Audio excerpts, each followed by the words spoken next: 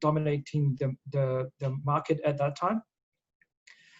Our goal is to basically driving down the cost of mono technology, as well as improving the efficiency. So make mono, explore the potential of mono, make it more competitive. And you can see that in 2019, we've shipped more than 9 gigawatt of mono cell and modules.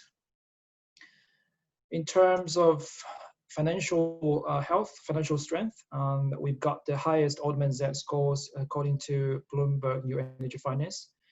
And LONGi is the only one AAA rated PV module manufacturer according to PV Tech module bankability.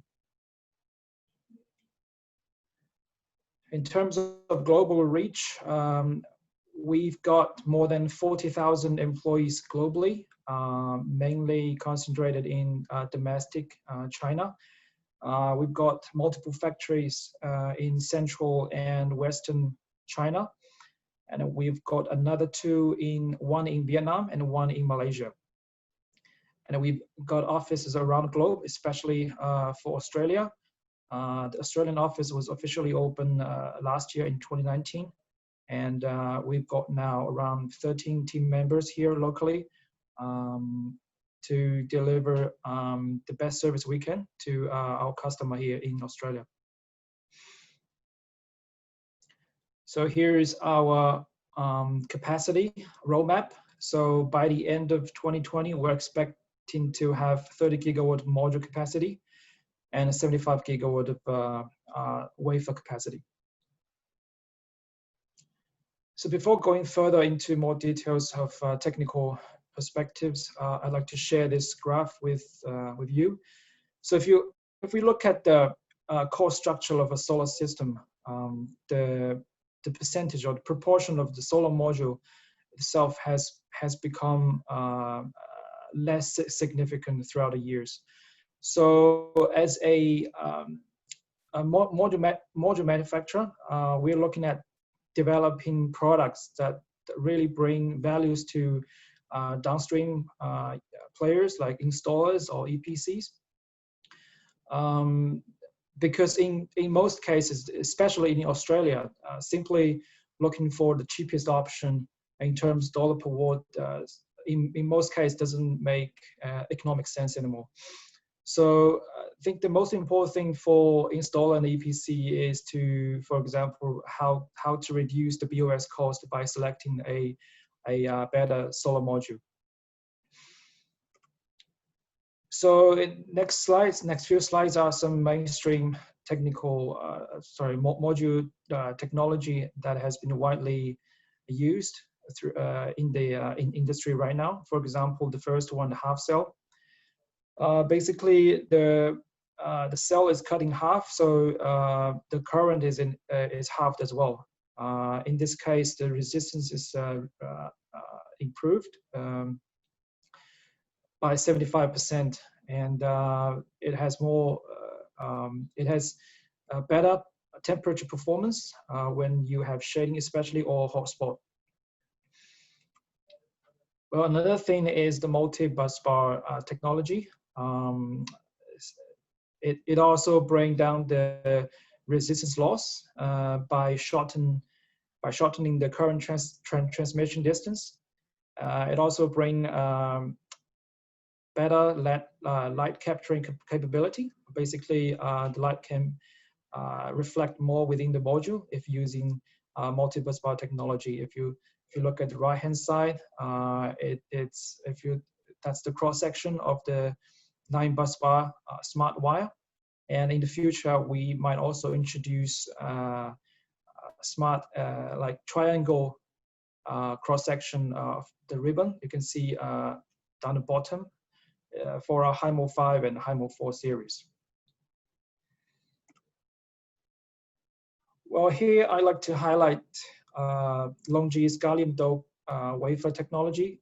So basically, for conventional P-type PERC cell, boron is normally the dopant, but the the disadvantage of boron doping is that it introduces the LID because of the boron-oxygen complex inside the cell.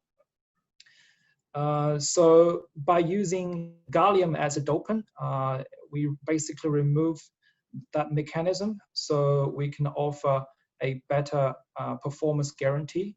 So for all the LONGi's product, we provide 2% first year degradation and 0.55 for monofacial and 0.45 for bifacial from the second year. So here's LONGi's solar module fleet. You can see we have pretty straightforward and simple product. We don't have many models or SKUs.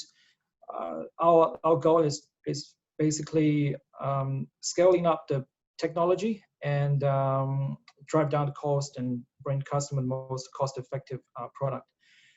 You can see from 2015, we started the Hymo 1, and you can see not only the power of module has been increased, but also the efficiency itself. And last year, we launched the Hymo 4 based on the M6 wafer. And also the Hymo X, we launched 1 year ago in Melbourne. Also this year, just a couple of weeks ago, we launched the Hymo 5, which is based on even a larger wafer size, and the power can reach 540 watt. So as Zane mentioned, this is the main product and the most popular one right now. This is a Hymo 4 in 60 cell format. The power is 370. It's based on the M6 wafer, 166 millimeter by length. And also we deployed the half cell and the Multibus Bar Technology. We've kept the module as compact as possible. You can see the length is 1755, just below 1.8 meters. It's a bit wider than the conventional 330 model. It's 1038, but the weight is 19.5 kilogram, just below 20. It comes with black frame and 1.2 meter leads, as well as MC4 Eco2 connector. It's also listed on CEC enhanced listing for salt mist, ammonia, masked backsheet, as well as a PID. It's ideal for residential small application. You only need 18 panels to reach 6.66, which is the maximum you can get from the 5 kilowatt inverter.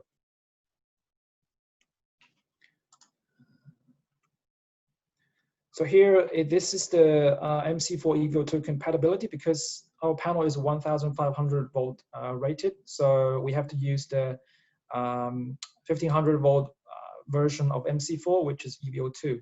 But according to the AS5033, you have to have the like-for-like connectors to be used to be connected. But in this situation, the CEC and the manufacturer globally has approved the mating between the MC4 and the Eco2. So if you're using the panel with, for example, in-phase or let's say solar edge, you don't need any adapter or extension cable. So here's a comparison between the 370 over the quite popular 330 watt panel. So obviously it's a little bit bigger in size, as well as a bit heavier, but in terms of efficiency and energy density, as well as warranty and temperature coefficient, it's much better. And definitely you can have big saving in installation, not only financially, but also save a lot of time, because you need two module less, and that not only the module itself, but also you need you install less brackets, rails, etc. And down below, this is compatibility with the 370 with all the inverters available on the market. You can see with the MLPE like Solar Edge or Inphase, the maximum IC is below its standard. And as well as for other mainstream inverters like ABB, Delta, Goodway, Sungrow, they're all available at One Stop Warehouse. If we scale up the system to like 100 kilowatt system, obviously you can have 10% less panel, as well as a microinverter or optimizer. Not to mention that you need less time or manpower to install the system, and other balance of system, for example, cabling and racking, etc. So this is the Hymo IV in the 72 cell format. It comes with the same technology, and the power for monofacial can reach up to 450 watt and 445 for bifacial.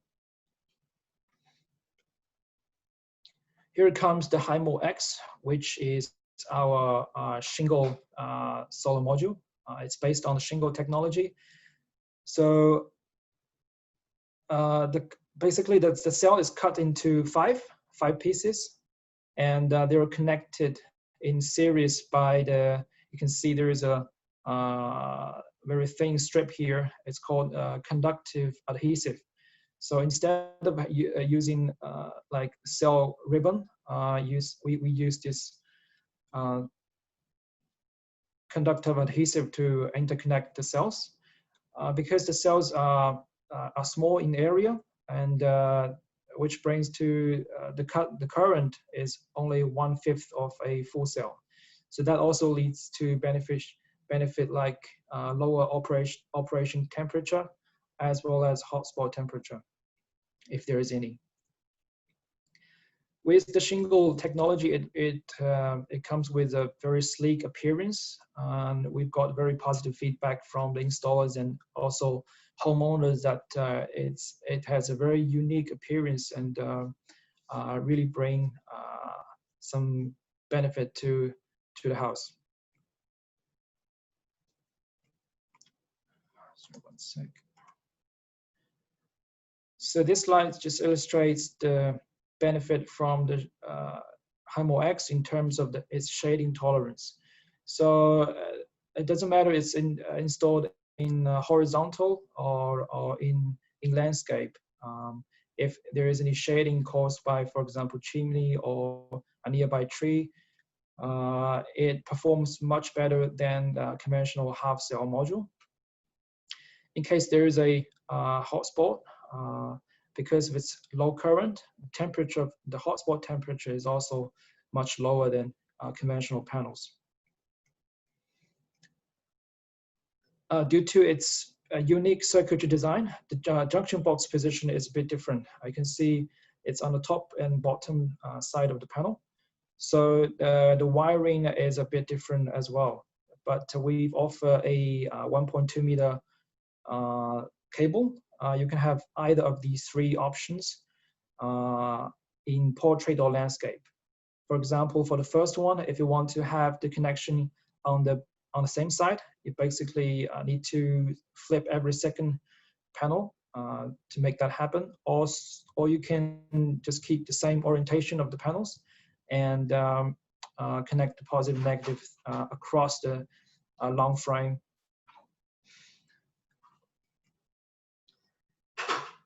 On the following slides, there are some frequent asked questions regarding the installation of the panel. The first one is a clamping zone. Unfortunately, our installation manual doesn't cover all the scenarios, but you can see here we have a quite wide range of clamping zone that can be used. But just pay attention to the loading wind load criteria for different sites. We also have this for the Hymo X and also the Hymo IV 72 cell format. If you need any further information, just get in touch with me or my team so that we can offer you more detailed information. And the second one is the strain overcurrent protection. So the maximum fuse rating of the module is 20 amps. So basically you can have two strains in parallel without overcurrent protection. But if the strain number is equal to more than 3, then you need a fuse on each strain. And the rating is between 1.5 times of the ISC and the maximum fuse rating of the module. That's around 20 amps. So the third one is the seaside installation manual. What we need to pay attention is that anything below 50 meters between the site and the seawater is not allowed to install. It's not covered by the warranty. But for above 50 meters, it's okay. But additional corrosion protection needs to be done. And if you need more information, please refer to our seaside installation manual and get in touch with us for more information how to do like corrosion protection. Well, in terms of quality, it is the most important thing that we've been focusing on. So these are some of the awards that has been recognized by third-party institutions. In terms of energy generation, we've ranked the first in TÜV and TÜV Rheinland, as well as PV Magazine's power generation program. For long-term sequential testing, we've got the IETC 2019 High Achiever, as well as DMEGL and the PVEL top performer. Here, I'd like to highlight the backsheet we're using is the Tedlar film. It's with the Tedlar film. So the DuPont Tedlar PVF film is the only backsheet with more than 30 years of a real-life verification. And with every single module that importing to Australia, we use backsheet with a Tedlar film. And you can see here both of the Hymo IV 370 and Hymo X 350 watt panel is listed on the CEC enhanced listing. So the normal CEC listing is basically if the model is listed on the certificate, that can be listed no matter what material you use, as long as it's been certified on the CDF. But for the CEC enhanced listing, we have to make sure that every panel is manufactured with the material that has been certified by PID, salt mist, and the master backsheet program, etc. So maybe you can just look up the model in the CEC website and find out whether it's an enhanced listing or not. And another thing is please handle with care, especially because the backsheet is probably the most vulnerable part of the solar module. So especially for example, the PVF film is on the outer side, outer layer of the backsheet, which is in contact with the outside environment. If it's damaged or there is scratch, it will compromise the quality of the module. Oh, here is the warranty claim and procedure. So basically, if there is anything wrong with the panel, you can definitely go to our website, longi-solar.com.au. Under the warranty section, you can lodge your case with any information. You can also email us as well as give us a call. We will be able to give a response within 1 business day and close case within 1 week. We also offer labor reimbursement in case any extra cost is introduced when replacing the modules. Well, that's pretty much from my side. Thanks, Ramsey. Thank you for your attention. Thank you, Richard, for sharing that beautiful presentation. So what did we learn?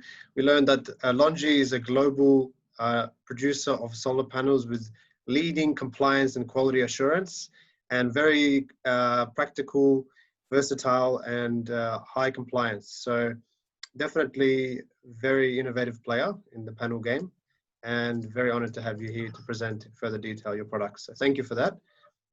Thanks. All right. So, and thank you, Zain, for your introduction as well. We haven't received much questions yet. So I think we'll go straight to Graham's presentation of Sungrow's 3-phase hybrid inverters. So take it away, Graham. Okay, thanks, Ramsey. Yeah, good afternoon once again, everyone. Let me just share my screen. This one here.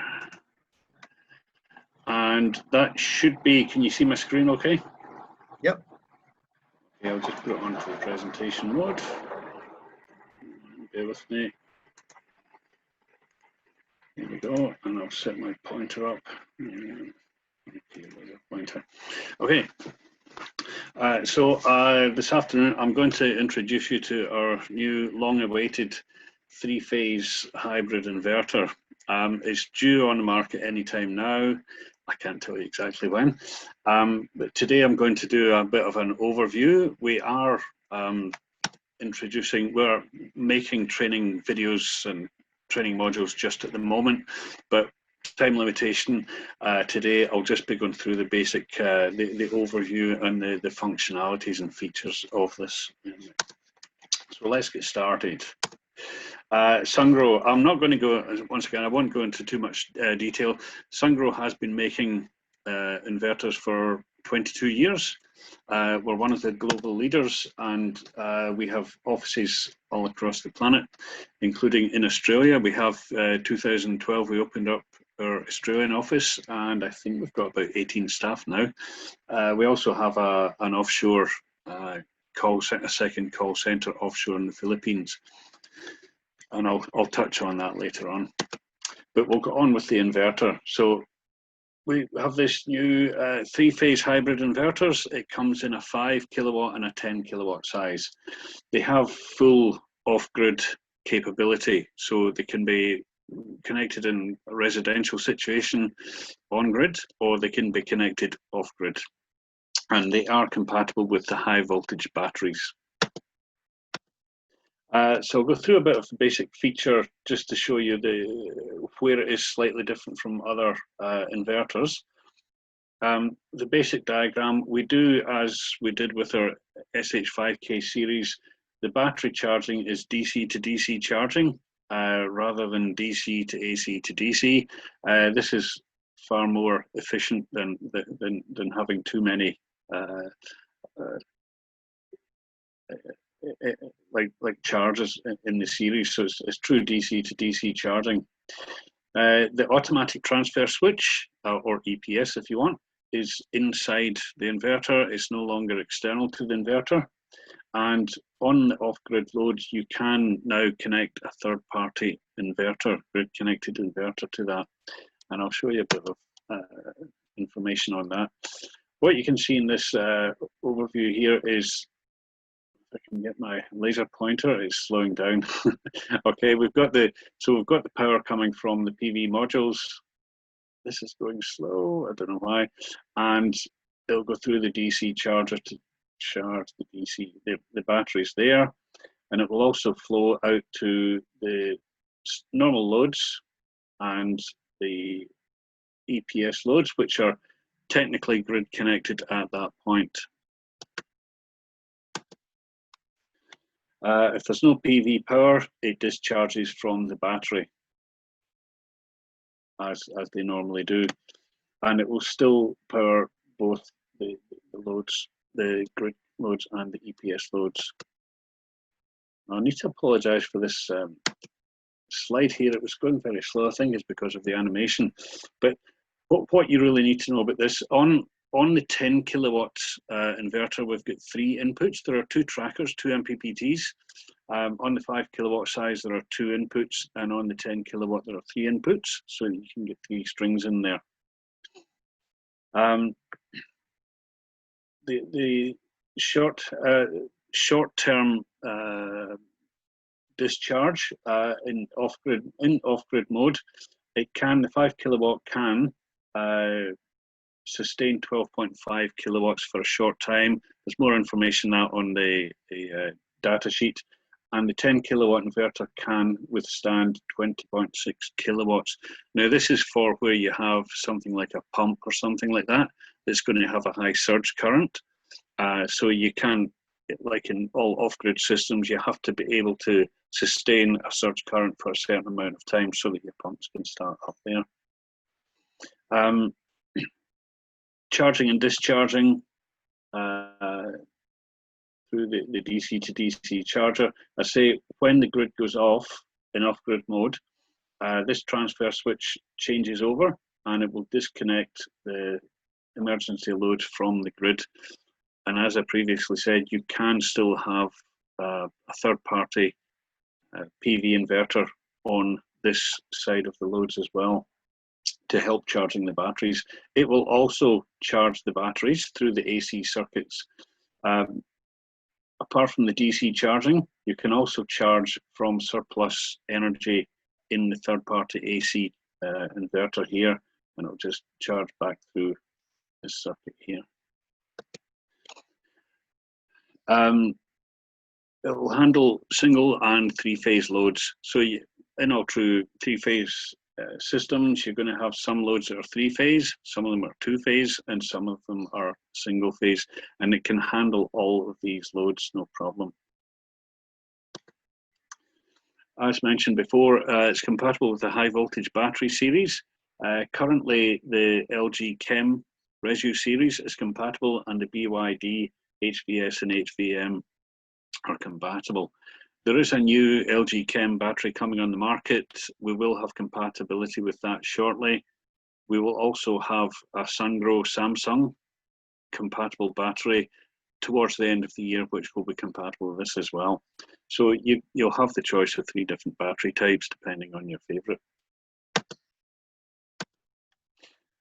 Now, one of the major improvements that we've done in our hybrids over the past few years is we have cut down the changeover time, and it's now true UPS, which is less than 20 milliseconds changeover time. So when it does change over, if there's a blackout, you might not even notice. The one I have down at the training center, it's one of the, if you blink at the wrong time, you don't even see the light flick on and off. So it is true UPS rather than EPS.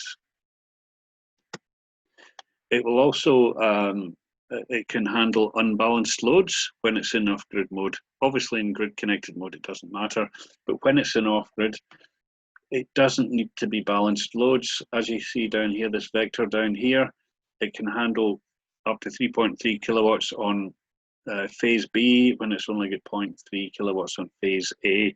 So once again, you don't need to worry too much about balancing the loads. Obviously, the more you balance them, the better. That's better installation practice, but it's not going to cause any problems if the loads are unbalanced. Panel compatibility.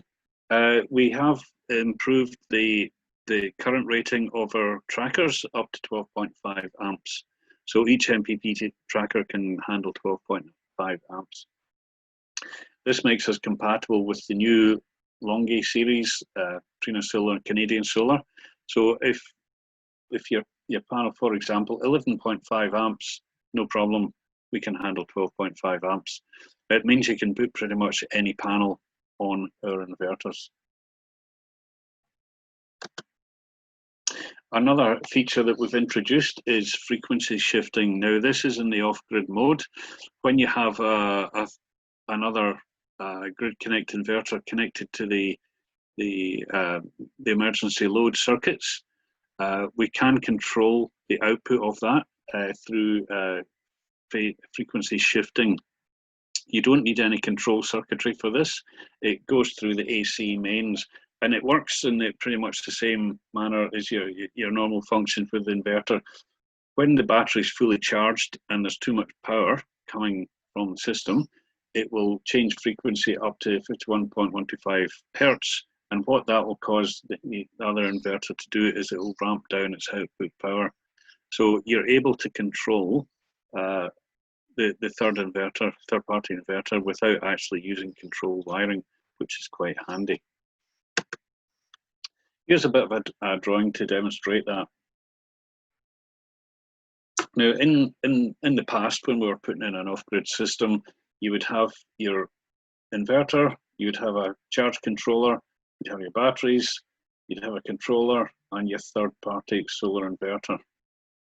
Well, we've done away with a lot of that now, and we've integrated it into the inverter, and it now looks like this.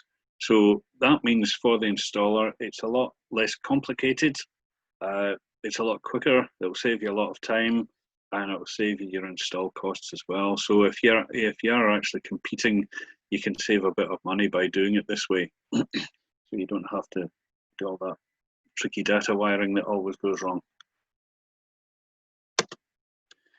Simple and easy to set up. Now, this is one of the benefits. We have one down at the test center at the moment. Everything is now plug and play with our inverters. So you don't have to take any panels off. You're not going to risk the IP rating of it. Everything's just plugged into the bottom. We supply the MC4 connectors for the PV inputs. And this model here, which is the 10 kilowatt, you've got 3 inputs. There are 2 trackers, 3 inputs on this one. The battery terminals are SunClicks. They also come in the box as well. When you open the box, there's a bag of bits, and it's got all the mounting gear with it and all the plugs and everything that you need. And they're very easy to connect. I don't know if you've done these before, but you just strip the wire, put it on and press it down and it's done. Dongle comes in the box as well, Wi-Fi dongle. There's a port for the Wi-Fi dongle. It's no longer a screw-in dongle, it's just a plug-in. You just push it in and there's a couple of little clips either side there, you plug it in. If you do want to directly wire the data, there's an Ethernet just behind here. You can't see it. There is an Ethernet port, so you can wire it straight to a customer's modem if you like, if you prefer that way, or if you've got any problems with the Wi-Fi signal. All the communication ports are now in a multi-plug, which comes in the box as well, and you'll normally connect your meter on your battery CAN cables in here, or if you've got any digital outputs, any external control devices, they all connect into here. And it's just a little push-in plug. There's no screw plugs anymore. You just strip the cable, terminate it with your little bootlace crimp, and then push it in, and it'll stay there. EPS output or UPS output and grid input AC plugs. They're nice. They're nice and big. You can put pretty heavy cables on it if you like. The connectors are nice and big. They're nice and secure. And it's very easy to connect these up, and you just plug them in once again. All up, connection time, it would only take you a few minutes. I've done one, doesn't take long. We also have integrated in our new range a built-in DC isolator. This is fully compliant with Australian standards as well as all the other required standards. And these now come as standard on the new inverters, and it will be on this one here. So something else that's going to save you a bit of time and money, you don't need DC isolators down at the inverter anymore. You still might put them up on the roof, but for the time being, it'll make a nice, neat job as well. As mentioned earlier before, the changeover contactor is now built in. It's internal to the inverter, and that will change over within 20 milliseconds when the grid fails. Once again, this will save you time and money. I know that our older ones had an external EPS box, and a lot of companies still have this external changeover switch. You don't need that anymore. You just connect your grid input and your EPS outputs, and that's it. One-click commissioning. It is also very simple to commission. We don't have the buttons on the front screen anymore. Everything's done from the iSolarCloud app. If you don't have an iSolarCloud account, we do recommend that you download the app, the iSolarCloud app, and open up an installer account, because you will need this to commission, because you do have to do the grid settings. it's all done via the app now. All you need to do is go into your settings and connect your Wi-Fi from the phone to the dongle, go into the app, and automatically it'll give you a startup screen, and you just initialize from the startup screen.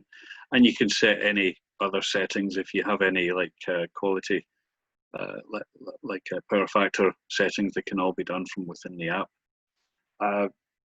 Connect it to the Isola Cloud, set up a plant online, and you can then do any adjustments or checking or settings remotely from your desktop.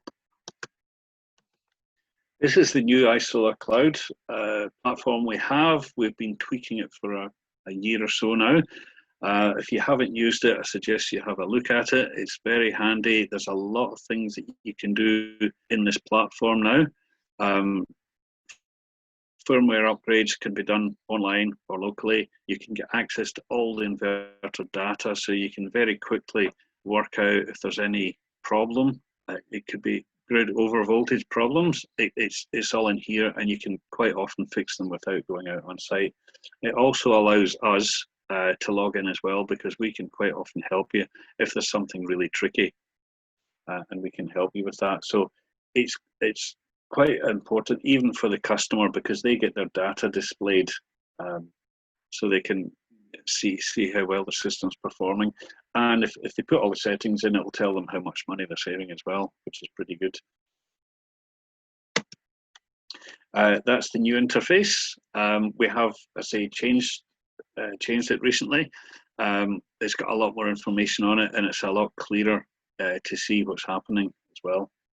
And you can see, like in this case here, you can see the PV, you can see the battery, you can check the battery levels, state of charge, state of health, everything from the battery here, and you can see what you're exporting here.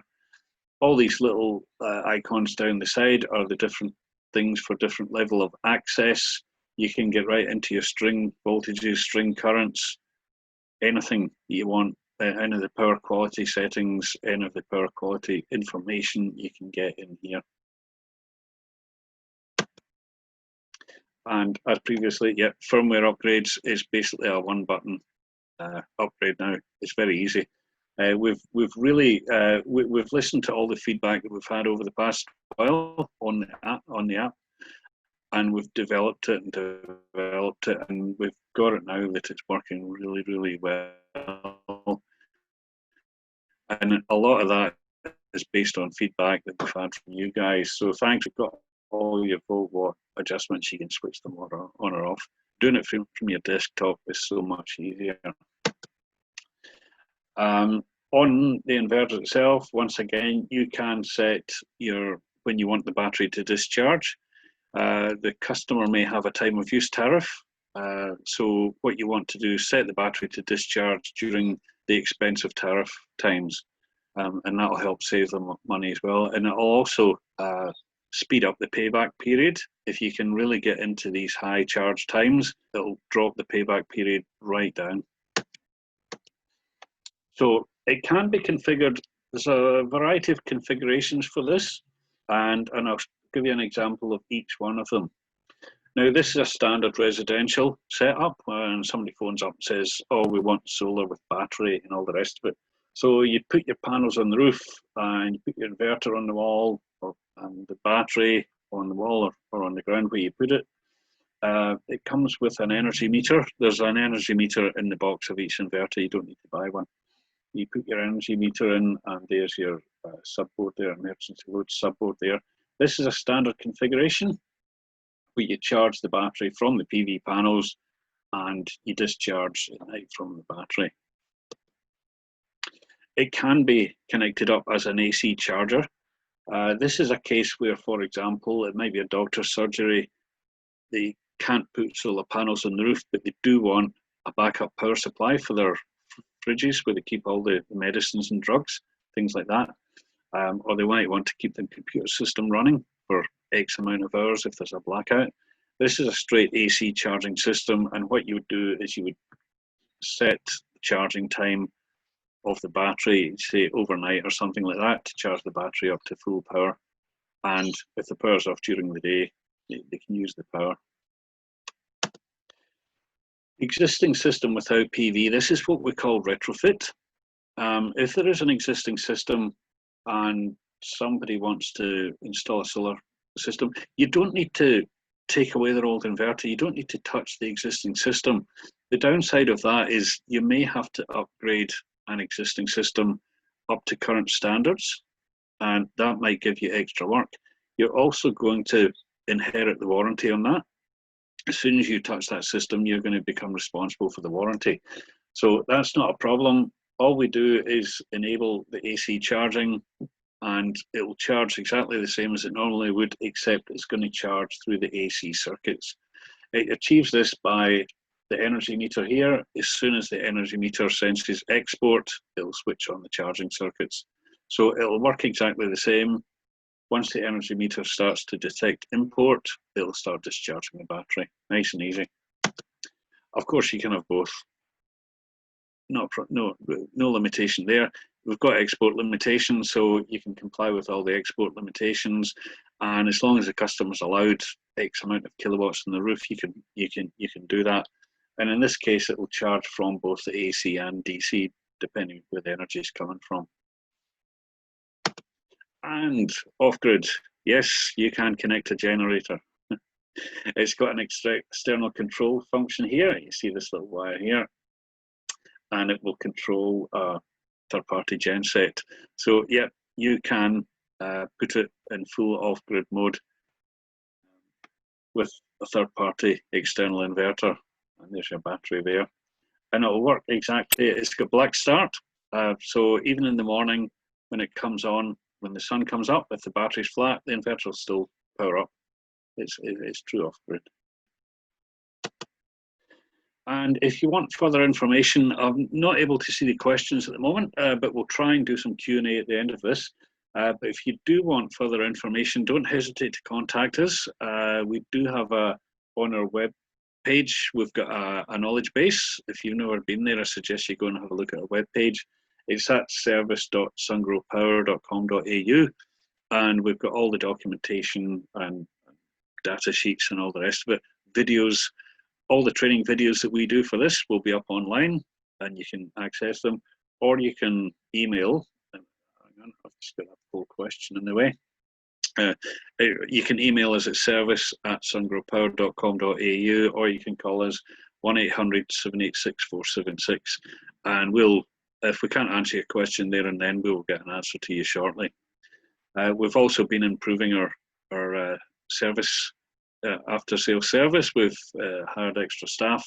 We've opened up another call centre, and we're currently organising the install training for this inverter. If you're not on the tech tips list, go on the webpage and you'll see the tech tips, and all you need to do is click one of these and you can register for tech tips. When we're doing a training on this, we'll put it out over the tech tips so that you know and you can register. So I think that's me for now. Yep, that's me done for now. So what I'll do is I'll stop sharing my screen, and we'll have a look and see if there's any questions here. Okay, thank you so much, Graham. That was a great presentation. We picked up a couple of questions, about 5 questions, so we shall go through them now. Just let me... yeah, I can see some here.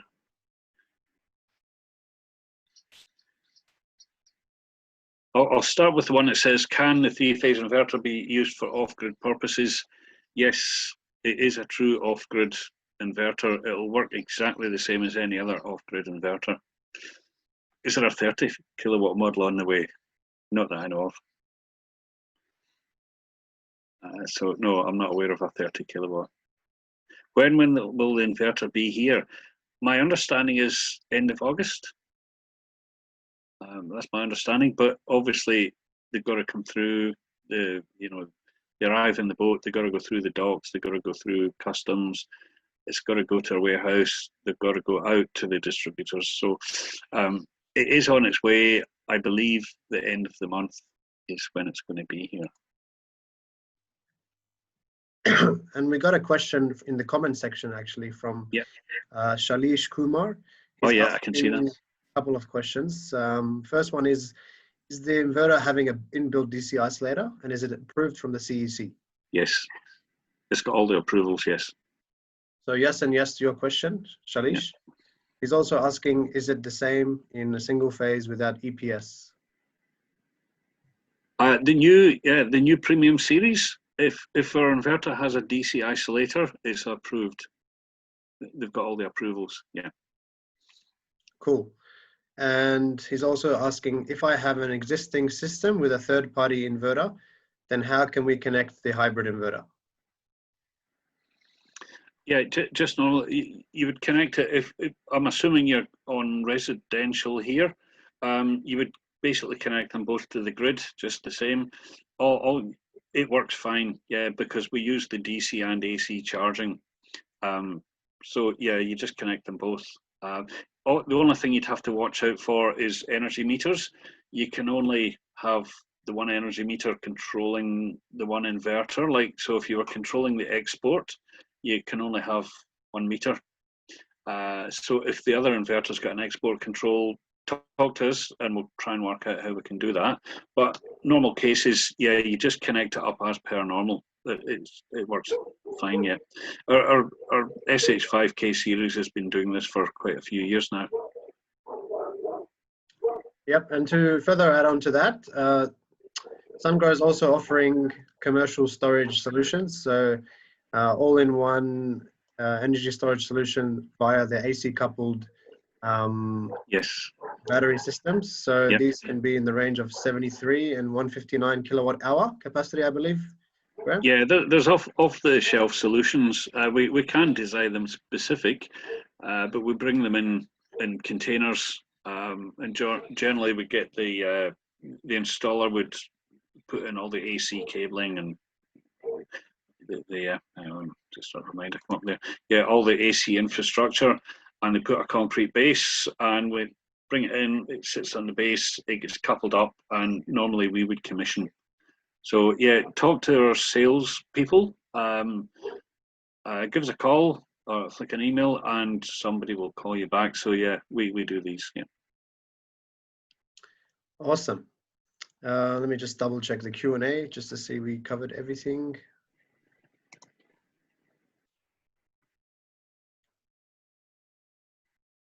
Joseph Darka is asking, yeah. Can this inverter be used when we have a two-phase supply at a property? Yes. Okay, cool. Yeah. All right, I think that can be it. I'll just quickly share my screen for those who missed it at the beginning. Yeah, feel free to give One Stop Warehouse a follow on our social medias to keep up to date with all the latest promos, sales, news, and yeah, so let me just try to share that now.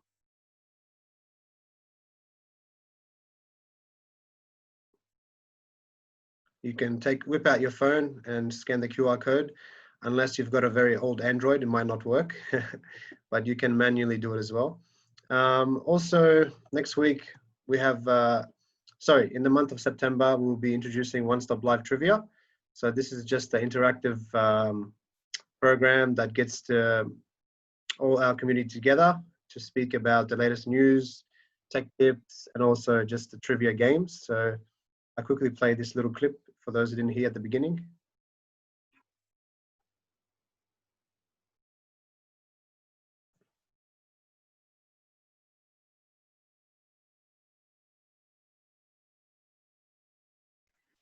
Do you want us to put our video off? Save a bit of bandwidth? Yeah. Yeah, okay.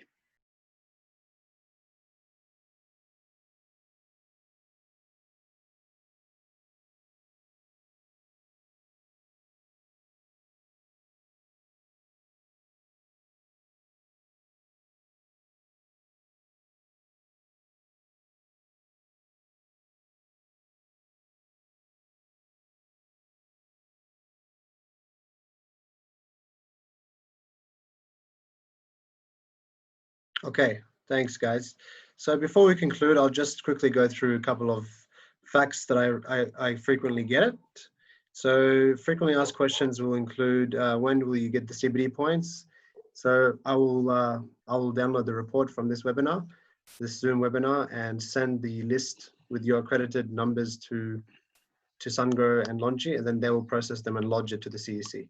So this process can take up to 2 weeks, but we'll keep you updated via emails. Another question is frequently asked is, will these webinars be recorded? They certainly will, and I've been recording it this whole time. We'll upload it via our YouTube channel and other social media platforms. So yeah, you can access it there. Expect it to be posted maybe a week later. So that's just for your information. And Graham and Richard, one question to you guys. I think one of the commenters asked, can we have access to these presentations? Yeah, I believe you're recording this. Yeah, Yes. so. Yeah. But I mean, if there was like a hard copy. Oh, yeah. We can send out a PDF It's version. fine. It No doesn't problem. have the animations on it, but yeah. Okay, cool. All right, guys. Well, I guess we can conclude it there. Thanks for coming today, and enjoy the rest of your afternoon. Thank you. Yeah, thanks, guys. Thanks for listening to us. Good night. Have a good night, guys. Thanks for listening. Take care. Bye.